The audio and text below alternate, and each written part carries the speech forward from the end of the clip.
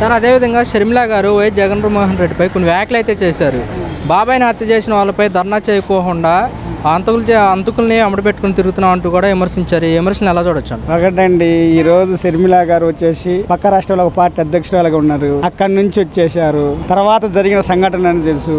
ఏదో కుటుంబమైన వ్యక్తిగత విషయాలు తీసుకొచ్చి రాష్ట్రంలో మీద రుద్ది, రాష్ట్రంలో ఉన్నటువంటి వ్యక్తుల మీద రుద్ది, ఈ వాటన్నిటి కూడా చర్యలు కరెక్ట్ కాదు.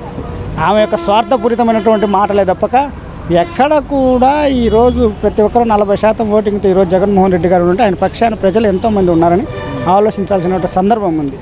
ఈరోజు నీకు ఎంత వచ్చింది కాంగ్రెస్ ప్రభుత్వం? ఆ రోజు మా నాన్నను చంపిన వాళ్ళను, మా నాన్నను చంపిన వాళ్ళు జైలు పెట్టినారు, మమ్మల్ని జైలు పెట్టినారు అన్న. ఈరోజు నువ్వు వాళ్ళ ఫంక్షన్ చేరి నువ్వు ఏదైతే మీ నాన్న కోసం, మీ నాన్న ఆశయాల కోసం పోరాడుతున్న వ్యక్తి కోసం నువ్వు వచ్చేసి విమర్శించడం కరెక్ట్ కాదు కదా. నువ్వు విమర్శించడానికి వచ్చావు ఈ రాష్ట్రానికి, అంతే తప్ప నువ్వు ఇక్కడ సాధించడానికి ఏమి లేదు. రాష్ట్ర ప్రజలు నీ వల్ల ఒరిగేది కూడా ఏం లేదు. అనవసరంగా ప్రజలు ఉన్నటువంటి ఆ కొంచెం సింపతి కూడా నువ్వు బాగొట్టుకోవడం తప్ప వేరేది ఏం లేదని కూడా ఆమె తెలియదు.